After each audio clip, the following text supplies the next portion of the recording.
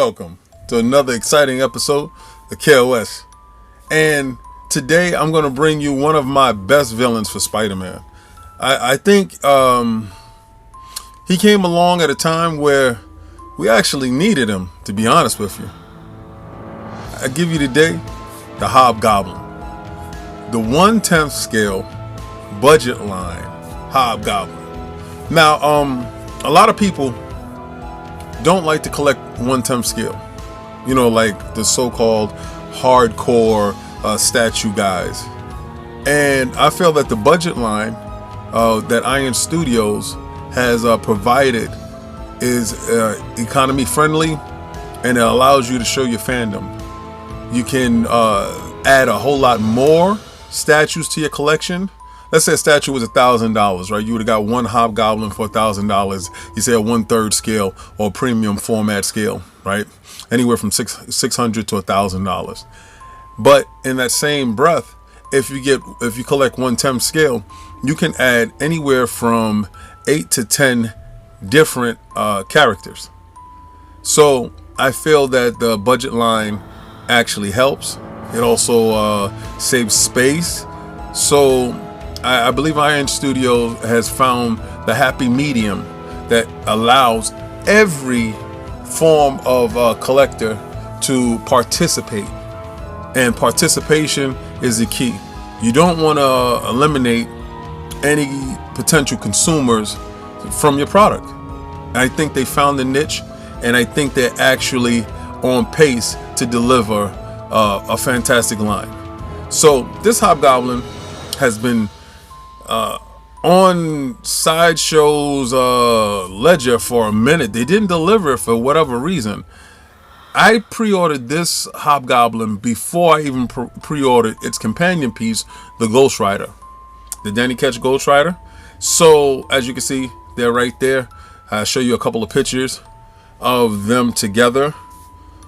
These pictures will not be at the end of the statue, this conversation. It will, where I show the videos and the unboxing and the pictures. That won't be there because it's all about the Hobgoblin. And if you want to see that Ghost Rider statue, then I suggest you go look at my 1/10 scale Ghost Rider from Iron Studios that I posted a while ago. Or you can go to lordsofgaming.net and it's there for sure, definitely. So let's get into a little history of the Hobgoblin, because a lot of people don't know who's the Hobgoblin, where he's come from, what's his circumstances, and how did he just come to be. So I think it was a time in Spider-Man's lore and his history where he got to a lull. He done fought Kraven the Hunter, he done fought Electro, he done fought the Green Goblin. So they actually killed the Green Goblin off. But Marvel needed this villain to fill that void. And I always thought the pumpkin colors that he had, the purple, the blue and the orange, actually is a little bit better than the green and the purple from the Green Goblin. In my opinion, I always like the Hobgoblin a little bit better because I guess the mystery that went along with the character, because here's his little story, right? And it's always shrouded in super mystery. Well, you saw this one henchman that was running away from Spider-Man, and he stumbled upon one of the stash houses of the Green Goblin. So this mysterious figure, he reports back to this mysterious figure who's his boss. So the mysterious figure saw the Green Goblin's van, the Green Goblin's clothes, all his bombs and his chemicals and all that stuff, and he decided to get rid of his henchmen. So he kills his henchmen, takes over all his stash, blows up the stash house, and relocates all the stuff to a different location. Now that was in Amazing Spider-Man 238, I believe, right? This issue right here. And then he was fully seen in issue 239. John Romita Jr. is by far one of my greatest artists. I have a short list of artists that I actually believe that their artwork are impeccable, and then I would actually run out and buy if I know that they're drawing the issues. I would definitely get them. You know, a lot of times they say the inker has the last word. This is true, but John Romita's style is so bold, so brash, so out there. He did so many splash pages, and he was synonymous with Spider-Man for me growing up, that anything that he drew was fantastic. So lo and behold, John Romita Jr. has his fingers and has his pulse on the Hobgoblin. So he reworks this mysterious figure, reworks the Green Goblin's gear and his clothing, everything, right?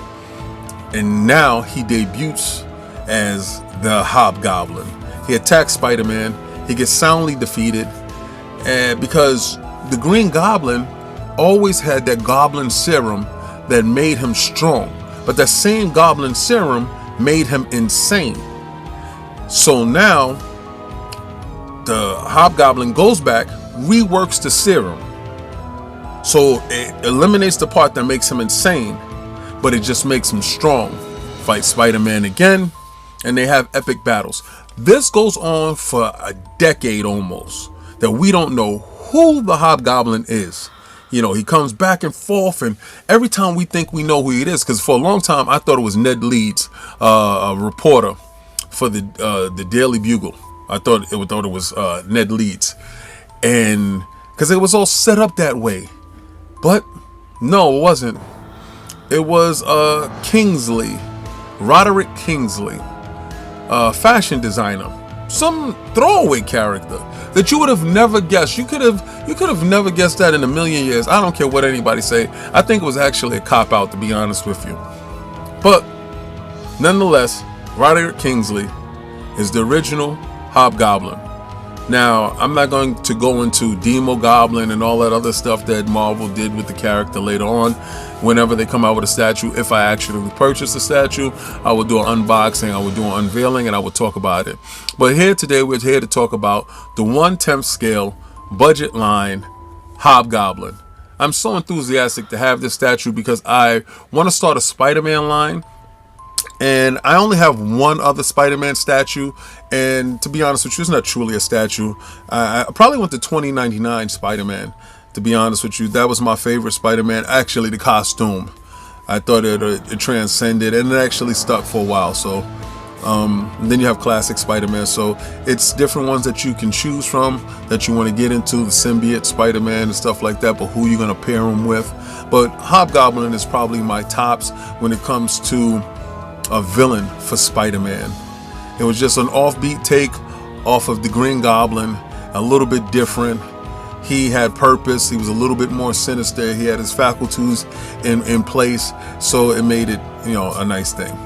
So this 1/10 budget line Hobgoblin by Iron Studios is a marvel to behold in such a small package. They say big things come in small packages, and this is so true.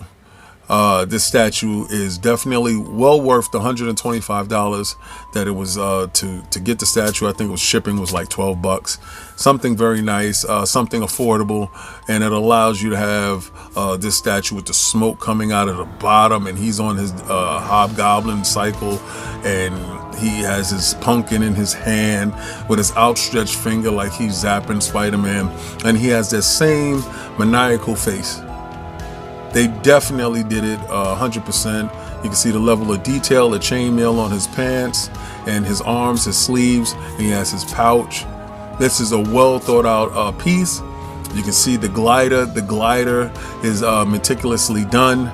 It's a very nice statue.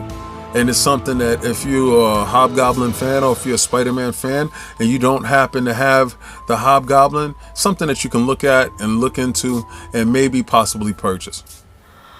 Well, this is the part of the video where I'm going to tell you, like, follow, and subscribe. And don't forget to hit that join button down at the bottom, baby. Hit that join button. I love saying it because now we got the join button, and the join button allows you so many other things. Once you watch Iron Lord podcast Sundays at 11 a.m. and 1 p.m. after football season. Yes, we bent the knee for football season. It's almost over. When the playoff starts, we go right back to our time. That's right, Iron Lord's time, 1 p.m. Sundays, Standard Eastern Time. And you can go to lordisgaming.net, where we have tons of opinion pieces, a lot of news articles, Hard Gaming Reviews with Lord Attic, The Last Word with Lord Cognito and Ebontis, and also KOS with this boy right here, King David. Also Combat Talk with the King for those fights, MMA, that mixed martial arts, baby. We got all that stuff there for you. Check it out. Also go to our Teespring store. We have incredible clothing lines there for you guys to check out stuff. And soon maybe, you know, I might auction off a statue. I don't know. Send the money to charity. Something good, something nice.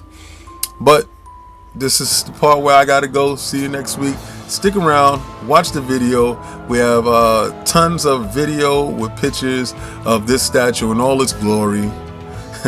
See you next week, and always stay collecting.